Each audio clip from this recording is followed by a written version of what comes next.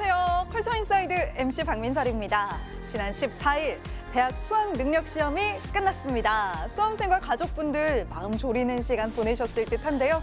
오늘은 여유롭게 즐길 수 있는 문화 소식 준비했습니다. 먼저 시에 열광하는 젊은 세대, 또 패션업계에 부는 친환경 열풍, 그리고 솔로 앨범으로 컴백한 샤이니의 민호 이야기 기다리고 있습니다. 속보이는 랭킹에서는 자신이 맡은 캐릭터를 위해 열공하는 배우 탑5 알아볼게요. 보통 시라고 하면 조금 난해한 문학이라는 편견이 있는데요. 다른 장르에 비해 낯설 수 있는 이 시를 최근에는 젊은 층이 즐겨 찾고 있습니다. 시집이 밀리언셀러가 되던 1980년대, 90년대 이후 제2의 전성기라는 말까지 나오는데요. 젊은 세대가 시에 빠진 이유, 혹시 숏폼에 익숙해서 짧은 작품을 선호하는 걸까요? 이유가 뭔지 직접 알아봅니다.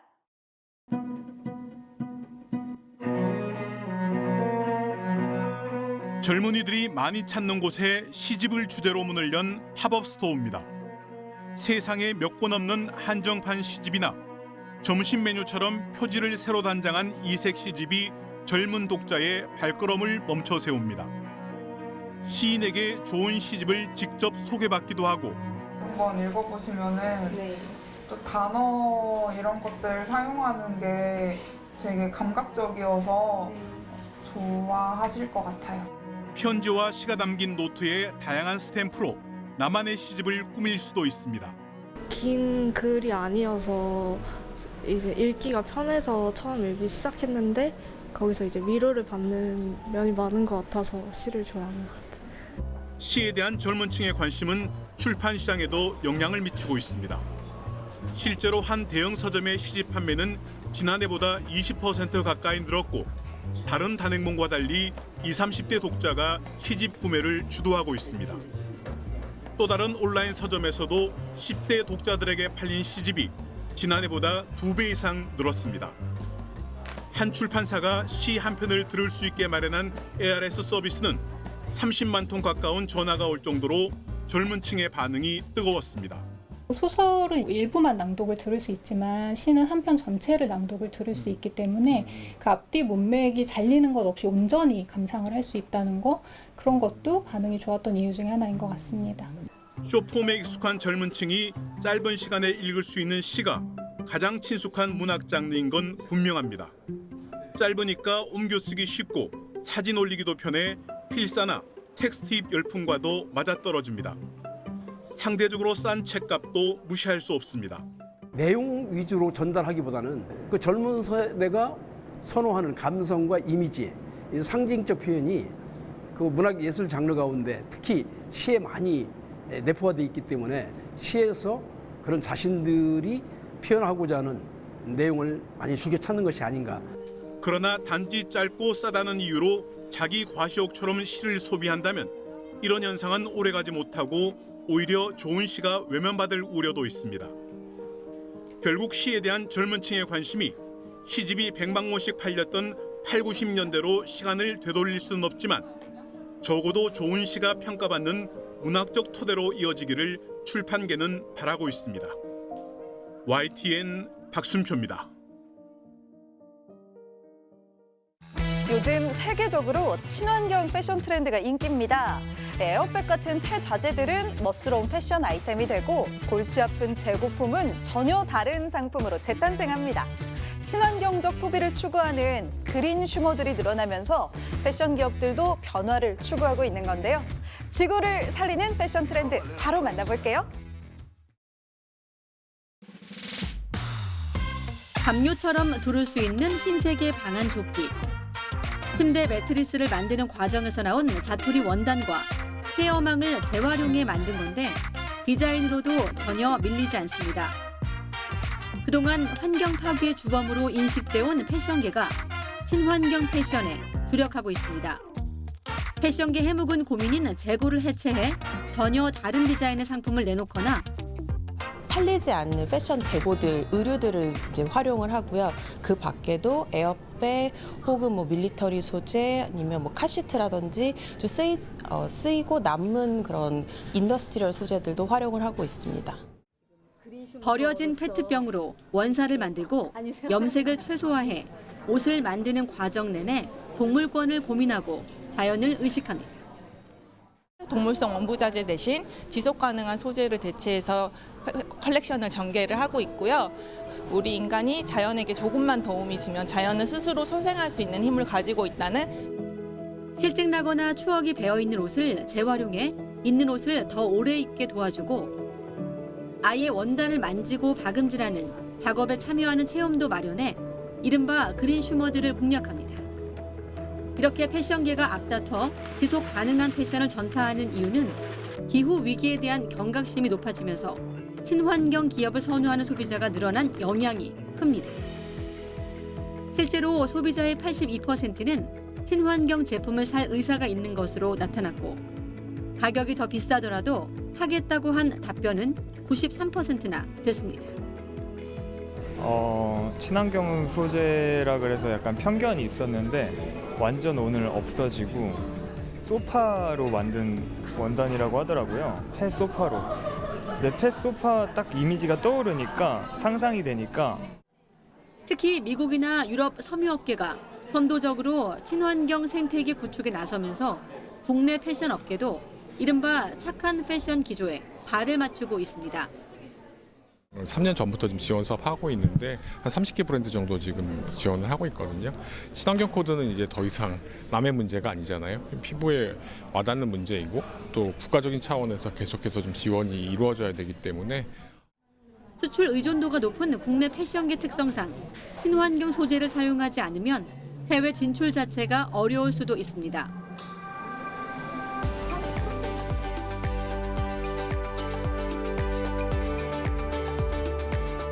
환경을 우선시하는 패러다임의 변화와 가치 소비의 확산으로 패션계의 친환경 정책은 선택이 아닌 필수가 되고 있습니다. YTN 이광현입니다.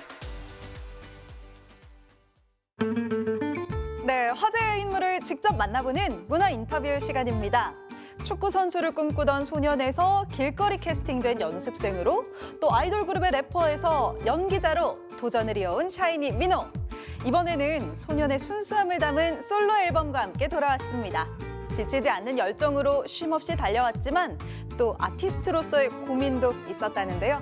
진심을 담은 그의 인터뷰 지금 시작됩니다. 안녕하세요. 저 YTN 이경국이라고 합니다. 친구들과 함께 운동하는 것이 마냥 좋았던 학창 시절. 생각지 않았던 아이돌 가수가 될 기회는 갑작스레 찾아왔습니다. 함께 가족 여행 갔는데 그 스키장에 이 SM 워크샵을 왔던 거예요. 오디션 한번 보러 와라. 합격을 했는데 부모님이 반대를 하셨어요. 그걸 설득하기 위해서 매일 학교 앞을 찾아오고 그렇게 시작된 연습생 기간. 끝없는 연습과 고된 시간이 이어졌지만 민호는 데뷔라는 꿈을 위해 어느 때보다 치열하게 달렸다고 말합니다. 그 데뷔라는 그 두 글자가 주는 엄청나게 큰 꿈, 그리고 중압감, 그리고 해내야 된다는 뭔가 우리의 목표 의식이 컸기 때문에 그때 당시는 사실 하나도 힘들지 않았어요. 되게 순수했고 뭔가 정말 그 어느 때보다 열정이 넘쳤던 것 같아요.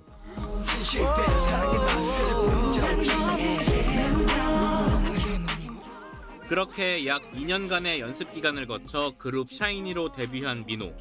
샤이니는 데뷔한 해 신드롬을 일으키며 신인상을 휩쓸었고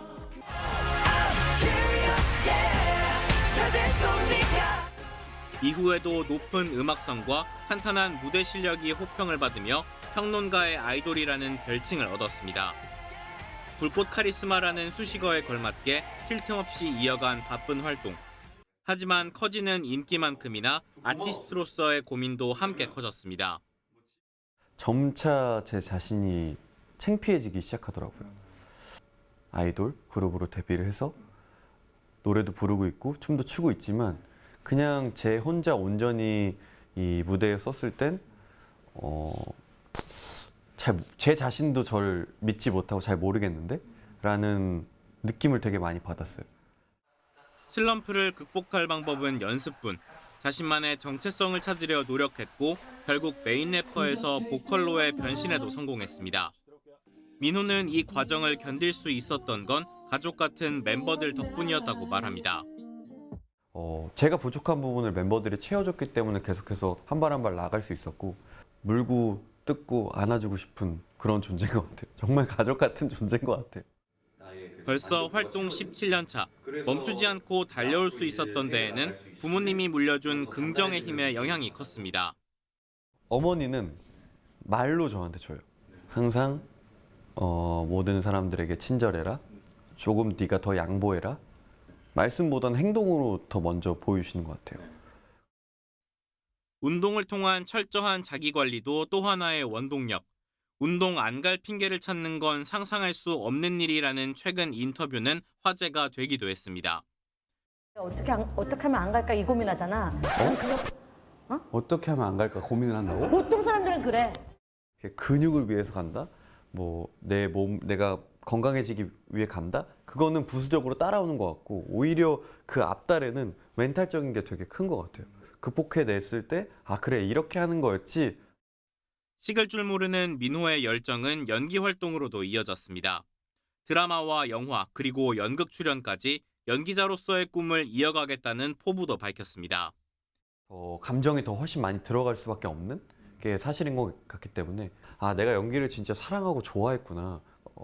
오래오래 할 수 있겠다라는 마음을 이번에 느껴서 멀티테이너로서의 삶을 살던 민호는 이달 초 10곡을 꽉 채운 첫 솔로 정규 앨범을 내며 본업으로 복귀했습니다.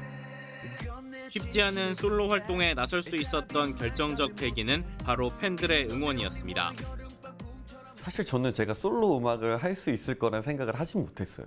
나까지? 뭐 이런 생각도 했고 입대를 했을 때 많은 팬분들이 편지를 보내주셨는데 솔로 앨범을 너무 보고 싶다. 그때부터 좀 욕심이 생겨서 준비를 했던 것 같아요. 평소 좋아하는 R&B 곡들을 담아 지난해 발매했던 미니 앨범과 달리 이번 앨범에는 데뷔 당시의 마음가짐으로 음악적 스펙트럼을 넓히기 위한 도전에 나섰습니다. 음악 세계를 좀 넓혀가면서 좀 다양한 무대를 보여드리고 싶은 마음이 제일 크고요.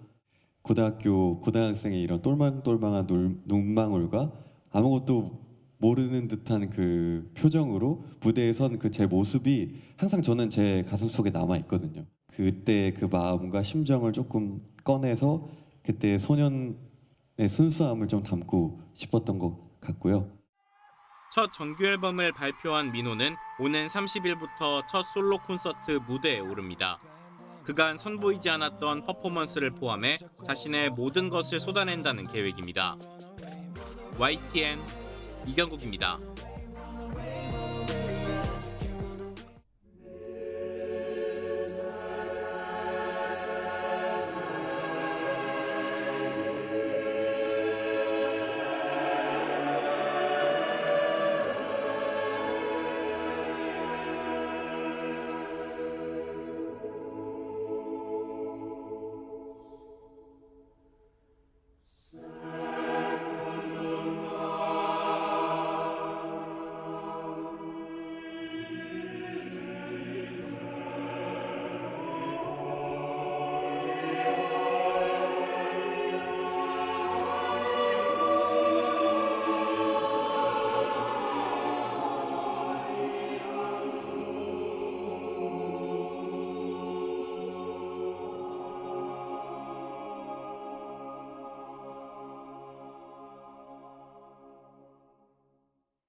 이번에는 랭킹을 통해 문학의 핫 이슈를 알아보는 시간입니다. 컬처 인사이드가 선정한 속보이는 랭킹.